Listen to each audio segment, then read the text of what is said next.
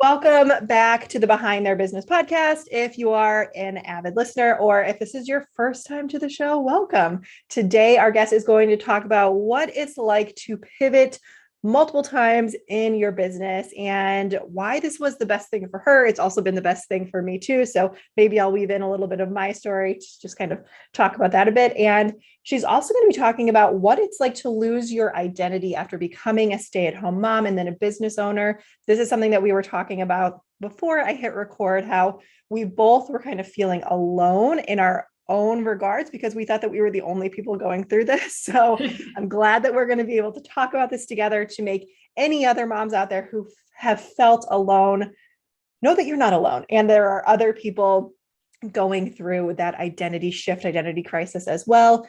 But she is a mom of two who lives on the East Coast of Canada and enjoys spending time outdoors. She is also a business coach who helps entrepreneurs scale their income and impact through funnels and technology. You guys know me, you know, I am a tech nerd, love all things about that. So please welcome to the show, Rachael McBay. Rachael, so glad you're here. Hi. Thank you. Thank you so much for having me. I'm so excited to talk to you, but more specifically, like about this topic, because as you said, it's like one of those things, like we feel so alone in so many ways in our entrepreneurship journey, but especially like this identity piece. I know I struggled with and kind of always thought maybe I was the only one who felt that way. So yeah, I'm really happy. Just struggling with the identity of being an entrepreneur Yeah. and then being an entrepreneur as a female, and then you throw mom life into it, right? So it's just like, who are we? Yeah, Are for we, sure. Right? Yeah, definitely. So let's start at the beginning. So I know you said that you pivoted your business a couple of times. So where did you start? What did you pivot to lead you to where you are now?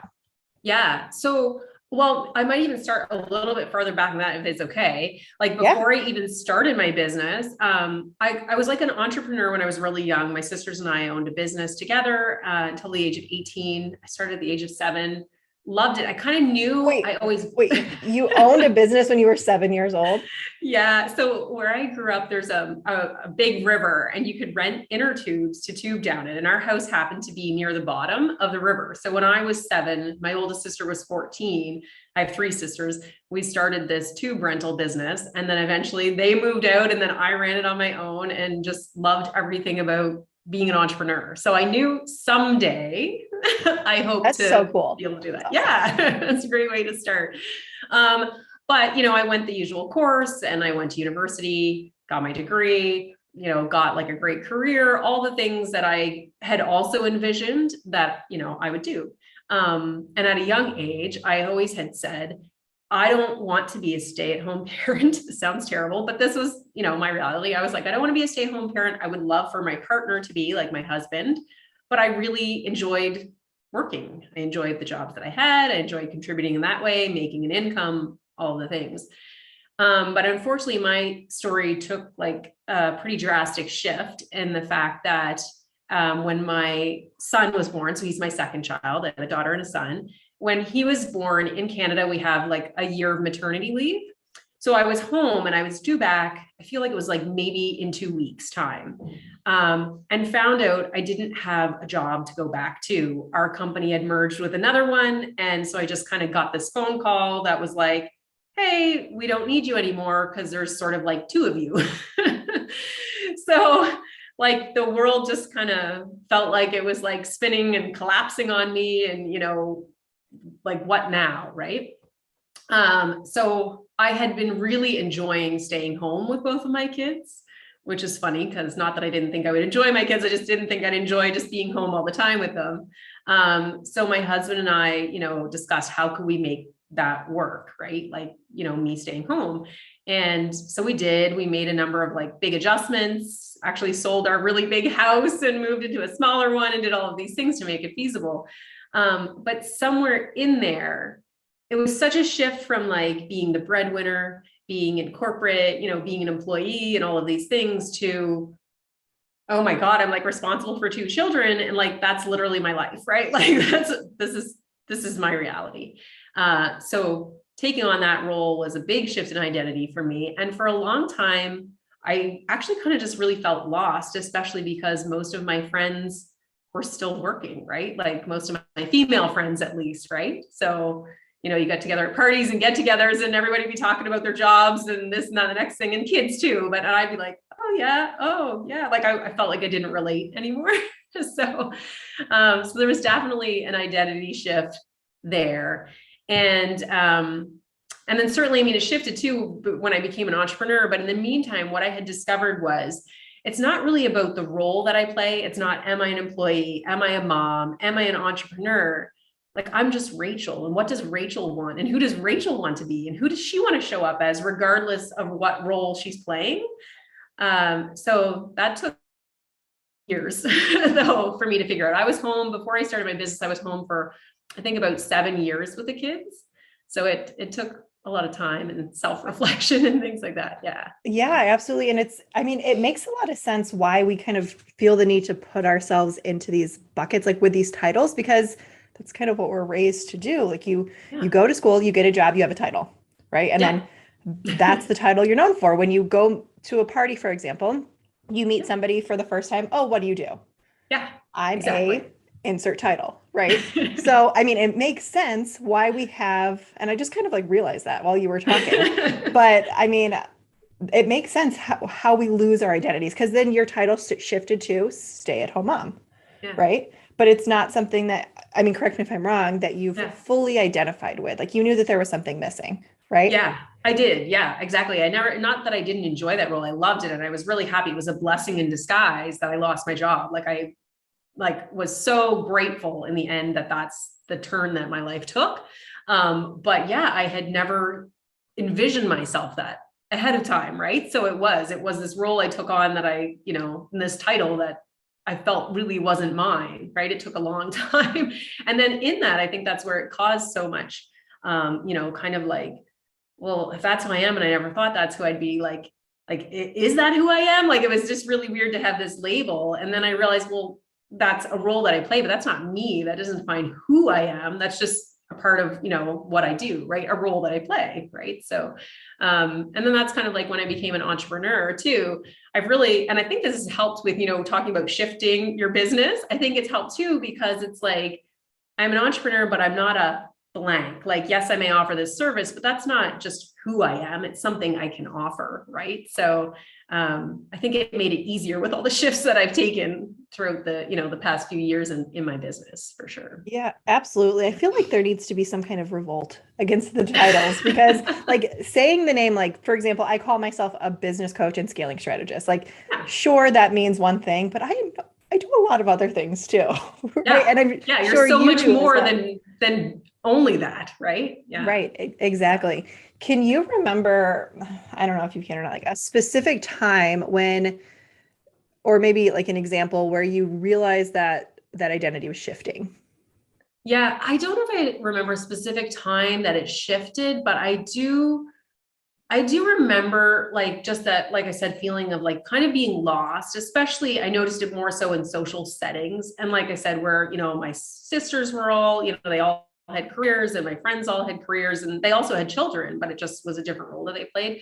And I kind of had to like go from, I almost had to have a mindset shift. And I don't remember like a specific incident. It was like something I worked on over time, but it was this mindset shift of like, it's okay to not be in that role, right? That, that's one of the things that, defines part of what you do or who you are. But at the core, that's, I'm still me, and I still can enjoy, all sorts of different things, right? Like, it's more came down to this like root, who is Rachel? What does she enjoy? What brings her joy? How can she contribute? And I took on a role instead of actually volunteering. So I became like a really big volunteer in the school and in the community and things like that. So it was just kind of tuning into more like, how else can I define myself that still, I guess brings me joy. Right. So yeah, it wasn't it wasn't a definitive moment, but it was definitely like a series of things over time, for sure. Yeah. Yeah. Now I'm going to say something, and I don't know if it's not a blanket statement by any means, but a lot of the moms that I have talked to who are kind of in a similar situation to you, where they were a stay-at-home mom for a while, titles, you know what I mean? Yeah. For a while. And then they did a lot of volunteering, like with their kids' schools. A lot of them started their own businesses. I've noticed. Now, did you notice any correlation to moving from volunteering into starting your own business? I'm just Yeah, curious. I Yeah. know I totally did. There's an local organization here, and it's one that helps like families, and in particular new families and new moms, new parents, like in all sorts of different ways. So there's like kind of like baby and parent, time and toddler time, and then these like nursing programs and all these things. And so I actually ended up being asked to be on their board of directors just because I kind of volunteered in a number of other ways. So I sat on their board of directors, and they needed fundraising help. And like, that's something that would in a kind of previous life, like past, career, is something that I had done as like an organizer kind of for our province here for the Alzheimer's Society. So anyways, I really leaned into this role as a volunteer, and it kind of like brought that spark back though, of wanting to be an entrepreneur, wanting to like do things in my own way and still being able to contribute. So I think it was like playing that role. It reminded me of all the skills that I had that I could tap back into as an entrepreneur. But the other really good thing was, for me, having lost my job in the way that I lost it, it also made me never want to be employed by somebody else again, and them have that power over my life. Right. So it was kind of like two things. I want to talk about this because so many people find quote unquote security in their 9 to 5 jobs, right? Because it's a stable, consistent paycheck. You have healthcare, but like in your situation, it was clearly not very stable, right? Yeah.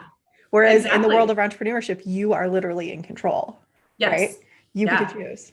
Yes. Yeah. And I think that's that really cool piece too, about like being able to pivot as well. Like I couldn't as easily do that in a career, right? But like, and like you said, it's like security. Everybody thinks I have this job, I have this employment, like it's never going to disappear. And what happened was like, I'd worked there for 7 years, and all of a sudden it was just like, you're just like another number, like you're just thrown away. And it was such this like reality check, as in like, there's no real security. Yes, it's like, you can expect a consistent, paycheck and things like that, but it doesn't mean that that will be for forever, right? Things happen, things change. And my husband too has experienced losing his job even since then at one point too. So the two of us are like, none of this is guaranteed, but at least like I said, I feel owning my own business. I know people will argue, well, you don't ever know where the next client's coming from, or you don't know whatever, but I don't really agree. Like, yes, you have to kind of, set systems in place and to figure out what marketing works and, build networks and do all the things, but you have control over that. Right. So yeah, I 100% agree for sure.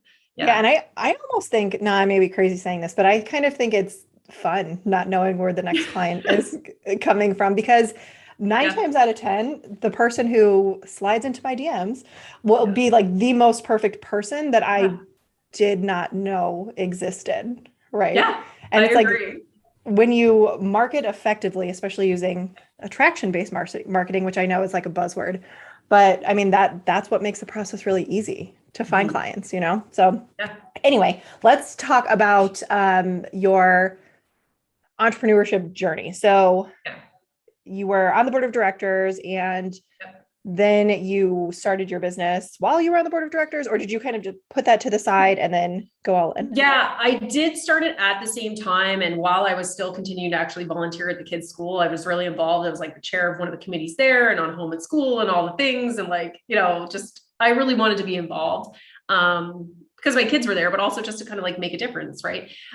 So yeah, it was still while I was volunteering, I decided that one, I did want to start bringing in additional income for our family. We love to travel. Like that's our thing, right? If we're going to spend money on anything, that's it. My kids absolutely love it as well. So it was like bringing in additional kind of disposable income for us was, a focus of mine, and wanted to contribute in that way. But also I just felt really good contributing, like in these volunteer roles. And I thought, and especially in like fundraising and marketing is what I was kind of helping with, which is like part of my background, sales and marketing anyway, like with my careers and degree and everything else. So it kind of just got me like energized and like, okay, well, if I want to bring in an income, right, and I have these skill sets and I know that I'm still really passionate about them, like what can I do? Right. So I started out, it's kind of funny because I have like a really big professional sales background, but I actually started out my business in web design because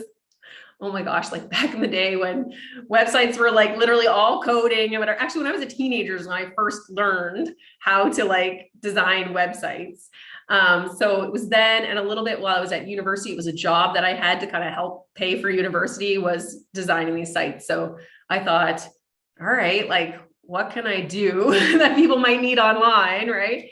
And so I started with websites, and this is kind of where the pivoting began. I did that, and I had clients, and I enjoyed it, but there were still some things about it that I was like, I don't want to be doing this for the next, 5, 10 years. So I was like, okay, well, what could I do instead? And kind of got caught up in social media management because I'd been doing it for my own business, constantly had people asking me questions, about what I was doing and how I did it and how do you do this and all of these things. So kind of like did a pivot into that for a while. And then naturally it's like people ask me to do Facebook ads. So, did all of these things as well. I had a pulse on, like, I love funnels. That's what I do, is like funnel strategy and implementation. I had a pulse on it because of websites, right? It's like there was websites and then there was funnels. So I'd been studying them, learning about them, been involved in a program where like they teach you them. And I was like, someday I will do something with these. But yeah, so I pivoted to like social media management and ads management. And then funny enough, what happened was I was planning to kind of like become a Facebook ads manager. And I reached out to a person whose world I had been in, but didn't like know her personally. You know how the Facebook kind of world works, right? You can be in someone's group for a long time. You feel like you kind of know them, even if you've never really like connected with them personally. So I had been in her group and kind of just seen her sort of in the same circle. And I reached out to her to see if she'd be willing to be a bit of a mentor. She was a Facebook ads strategist, still is, and asked if she could be a bit of a mentor for me with ads. And what was interesting is she was all for it, and we were trying to figure out how that would work. And in the meantime, she knew I knew the back end of like websites, and her clients kind of needed some help with putting code, Facebook ads code and things in them and different things with campaign. And as I dug in the back end of these pieces, a lot of them had funnels, and she'd say, well, could you help them maybe fix some of these parts of this funnel and parts of that and whatever else. And as I dove in more and more, I was like, I really like this more than Facebook ads, right? So I did another pivot. So, I mean, it's been a lot in like, basically I've had my business for 3 years. I've been doing funnels basically only, well, I say only, but I mean like just only as the service I offer for like the last year and a half. But it's been fun to be an entrepreneur, and just like, I live by a motto of like, life's too short to not be happy. And that literally has played into my business as well. It's like, if this doesn't excite me and there's something else out there that does, right, then why not pursue that, right? So yeah, I completely agree with that. I mean, I've been in business for about 6 years now, and I've had, let me count, I always lose count, 8 or 9 different businesses up until this point. And I mean, I've done everything, everything from like network marketing to drop shipping to affiliate marketing to funnel strategy to like, you name it. I've Facebook ads management. Like, I've done everything at one point or another, because like you, I always felt like I would do something for a little bit and then it just wasn't exciting, So I would do something else. And then I finally made the move to what I'm doing now, which is coaching and consulting. And I'm like, aha, this is it. This is where I'm meant to be. And I've been doing it for almost 3.5 years since, and I haven't changed. Oh, wow. So That's awesome. like, okay.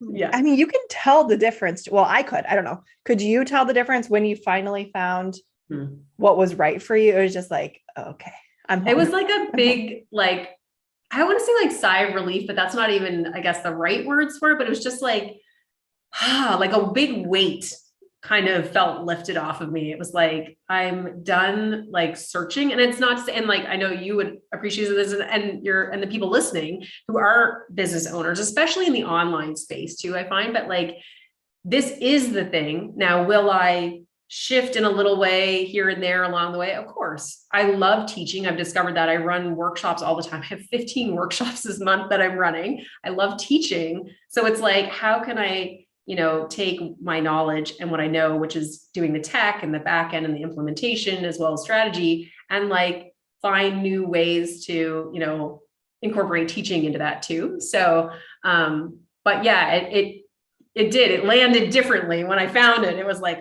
oh, okay, we're here. Yeah, it was kind of like when I was dating guys before I met my husband, and then I met him, I'm like, okay, we're here.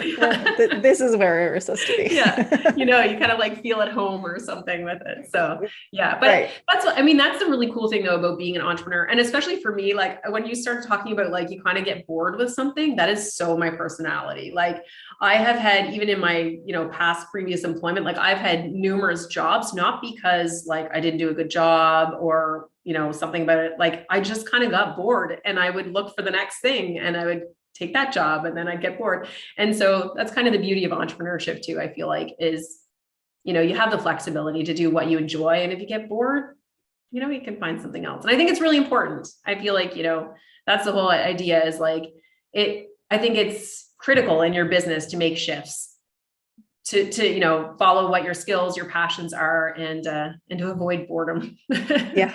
Yes. 100%. If you notice yourself getting bored, then there's something wrong, because, and I'm not saying that every day should be the most exciting day of your life. Like there's days when I have to do monotonous stuff and I'm like, I don't want to do this, but I know I have to do it. But overall, it should be fun and exciting. Exactly. And that's when you know that you are in alignment, right? Yes. So I know you mentioned that you love to travel. Have you been traveling much lately? And then a follow-up question to that is, are you able to I'm assuming you could take your business along with you. Can your husband do that as well? He can't, no. And unfortunately, due to COVID, we were actually, it was really interesting. We took a trip to Florida. So like I said, we're on the East Coast of Canada. We took a trip to Florida, literally like the week kind of or before everything was like shutting down. Like while we were there, it was like Disney's closing, like, like there's no more basketball with like a live audience. There's no more this, there's no more that. We were like, what is happening to the world? So since then we haven't taken any like big trips, just kind of more either locally or kind of like in Atlantic Canada, like on the East Coast. But we do have plans this year to get away. But he doesn't, but he has a great job where he works shift work, but when he takes like a week off, it often works out just the way it falls to like be like 2 weeks. And I can take my work, although I will say I used to be really bad in the beginning and I've been so much better about setting boundaries. I feel like a lot of new entrepreneurs, we really suck at setting boundaries. Yeah. So now I'm at a place where it's like weekends are like my family time. There's, unless there's something like a launch that a client's doing that I know it's really helpful to be available. Like it's non-negotiable, like weekends are my time. And also traveling, it's like, I need to leave the laptop at home. I need to just disconnect from it. So I certainly do my best to make that, a reality for sure. Yeah, no, that's great. When I first started out, I wasn't even on vacation. Like if we're being honest, I was not on vacation. Yeah. I was sitting on my laptop in a different location. That's what it is. Yeah, we went camping and I remember having my laptop there and like walking around the campground trying to get the best Wi-Fi signal. I'm like, what am I thinking? Like, what am I doing? Yeah. Well, right now, so this is going to air after we're back from our vacation, but I'm planning for a vacation right now. And I'm already telling all of my clients, like, I am going to be unplugged from this date to this date. Share anything you want with me before this time. I will respond after. We have a private community. So I'm like, I'll be in the private community intermittently, but like plan ahead right now. Like I'm giving you a month notice so that you know that like I'm taking time off because I deserve it. We all deserve it. Yeah. Right. Yeah. And I love that you're setting that example though, too, for your clients, right? Like, I think that's so positive and healthy for them to see as well. Right. Cause it kind of, I find like when there's people that we look up to or we work with, especially in a coaching role, it's like, it's almost giving us permission to feel okay and not feel guilty about doing the same. So I love that that's how you do that and what you do. Yeah. Yeah. I mean, I also need to for my sanity, because if I have done the whole thing where I worked 365, well, I sometimes took off Christmas. I have worked Christmas before. I'm not even going to lie about that. Oh, no. But it's also just necessary too, for me to be with my family to have that connection time. We're actually going to Disney. Funny that you mentioned that. That's So, awesome. yeah, my son is going to turn 3 while we're there. So he's going to have his third birthday at Disney, Oh, which I'm so jealous. yeah, seriously though. What a great memory. But that's amazing. Oh my Yeah. gosh. I'm so excited Yeah. for you guys. Yeah, it's going to be That'll be great. so I'm much very fun. excited. But thank you so much for being here. Thank you for sharing Yeah. your story. I would love to know, just before we wrap up, do you Yeah. have any, I know we talked about this a little bit, but any maybe pieces of feedback for women who are going through that feeling of losing their identity, kind of feeling lost with Yeah. with how they're feeling, not really understanding where they belong? Like, if you can just Yeah. share one piece of advice, I think that would be helpful. Yeah. So I mean, for me, from my experience, especially, like, it was really tuning into more just like, who am I as like myself? Like, just as Rachel, like I said, like, who is Rachel? Not like, who am I as a mom? Who am I as an employee? Who am I as an entrepreneur? All of these things, just like, who who am I and how do I want to show up in the world and what makes me happy and what brings me joy, and not really like putting a label on myself other than just me. Like, I'm Rachel, here I am, like, and I'll show up this way in those different titles and roles. Right. So I think that helped me. It wasn't an overnight thing, but I think if you just kind of really focus on, because I find with the labels, like, we can really guilt ourselves or feel disappointed if we're not, doing things the way that we think we should, and this, that, the next thing. But if we kind of remove those labels and just think like, who am I and what would make me happy and what are, expectations I want to put on myself, like, I think that makes a big difference. And know too, like, it's okay to shift even in identities too, right? Like, it makes it exciting. It makes us more interesting, for one too. Like, I've grown so much over the years, and I'm going to be 40 soon, and I love it. And I embrace it because I'm like, here I am. Right? So bringing all the experience and things that I've had and twists and turns, has really shaped me. So yeah, I think just Yeah. embrace it. That's amazing. And even if you're struggling to kind of understand what she said, one of the things that I did a couple of years ago when I was going through this as well is I literally got my pen and paper, my journal, and I Yeah. said, who is Stephanie? What does Stephanie want? So not Yeah. Stephanie, the mom, not Yeah. Stephanie, the wife, not Stephanie, the business owner. What does me right now? What do Yeah. I want? And Yeah. it kind of just exploded from there. But it was such a simple exercise. It Yeah. was not easy, but I it was was just about to say, simple. it's simple but not easy, because when you Yeah. remove all of those things, you almost even feel even more like, oh God, like, who am I? What do I want? But it's so important to know that. So yeah, I love that you pointed out. It's simple but not easy. Oh no, there were a lot of tears and a lot of Yeah. my poor husband. I remember I started the exercise and then I was upstairs in my bedroom. I walked out crying and I'm like, Yeah. Yeah. he was Oh, like, I shed so many tears too. And same thing with my yeah, husband. Like, and I'm sure he was just like, what is wrong with you? Really? right. Yeah, it is. It's like an identity crisis. And, and I think, like you said, that's a great way to do it, is just put it down, pen and paper, and just keep coming back to it and reflecting. Yeah. Yeah, there's no rush. Do it in your own time. Take as long, Yeah. as much time as you need, because once you get to that point of really understanding who you are and what you want, that's truly where everything changes. Life just becomes so more beautiful, in my opinion. But Yeah, I agree. yeah. Yeah. Well, thank you again for being here. And where is the best place for everybody to connect with you if they want to chat?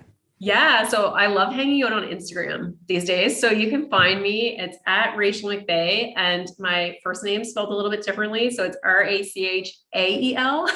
So, and it's MCBAY. So, yeah, you can come hang out, send me a message, say hi, hello. Like, I love connecting with new people for sure. So that's awesome. Awesome. Thank you for sharing that. And we'll link to that in the show notes too for easy access. So thank you again for being here. Hey, thanks. It's my pleasure.